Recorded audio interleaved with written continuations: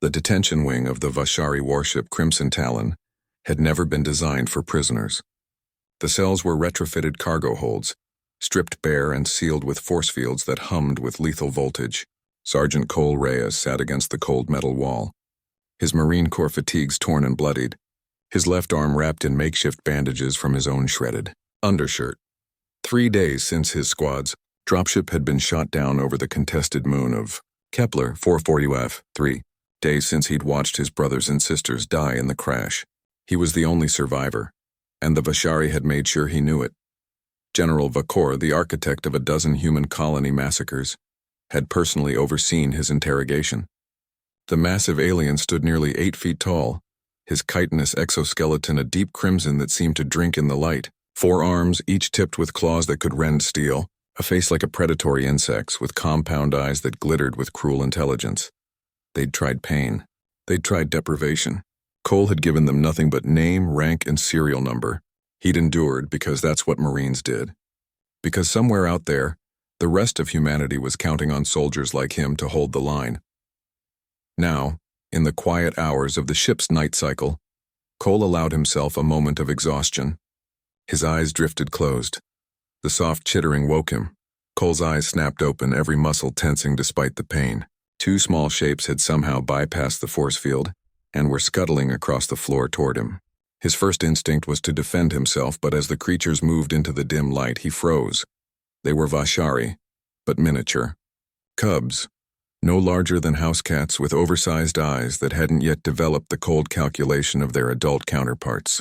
Their exoskeletons were soft, still forming, colored in pale blues and purples instead of the menacing reds of adult warriors. The larger of the two made a sound, something between a purr and a chirp, and climbed directly onto Cole's leg. "Whoa. Hey," Cole whispered, instinct overriding training. "What are you doing here, little guys?" The second cub, smaller and more hesitant, watched its sibling with wide eyes before following. Within moments, both cubs had crawled up Cole's chest, their small clawed feet surprisingly gentle.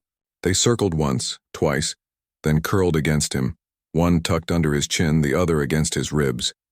Their body heat was surprising, a warmth that seeped through his torn uniform. The chittering softened into something rhythmic, almost like breathing. They were purring. Cole's throat tightened. He'd seen what adult Vashari could do. He'd pulled the bodies of civilians from burning settlements, seen the aftermath of their orbital bombardments.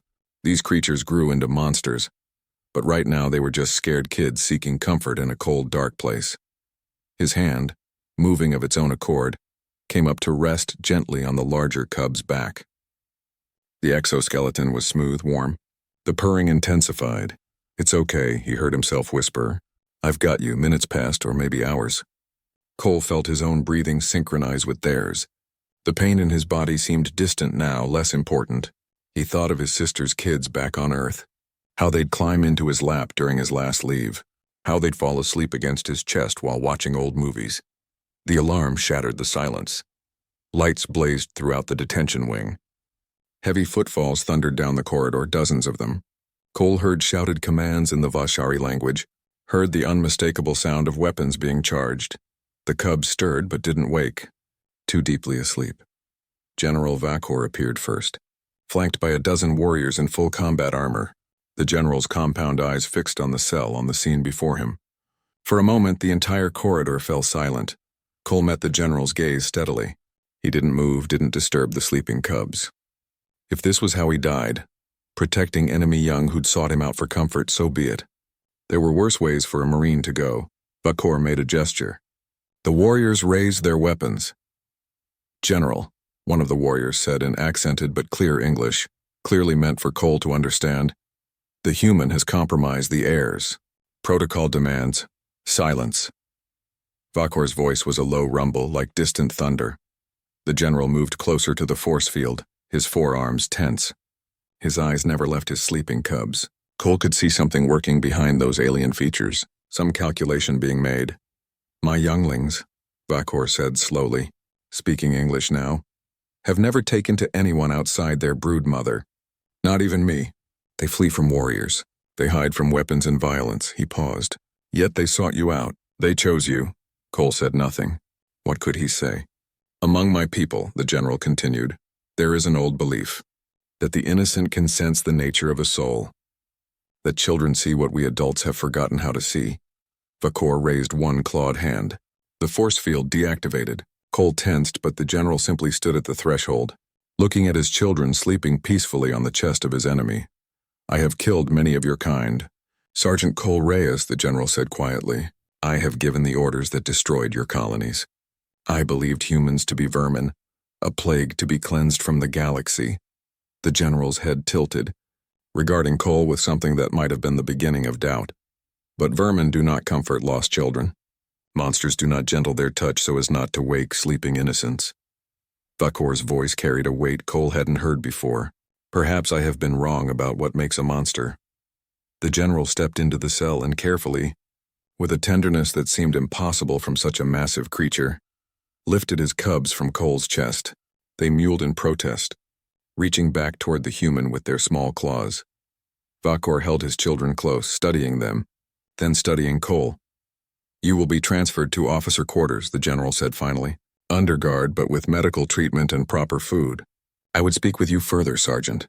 About your people, about mine, about what we might learn from cubs who know no hate. As Vakor turned to leave, Cole found his voice. Sir General, they were just scared. Anyone would have done the same. Vakor paused at the threshold. No, Sergeant. Not anyone. That is precisely the point. The general left with his cubs, who continued to chirp and reach toward the cell, even as they disappeared down the corridor.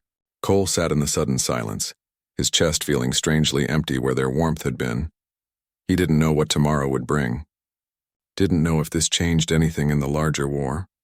But for tonight, in the darkness of an enemy ship, two frightened children had chosen trust over fear, and maybe, just maybe, their father had learned to question which side truly represented the monsters he'd been taught to hate.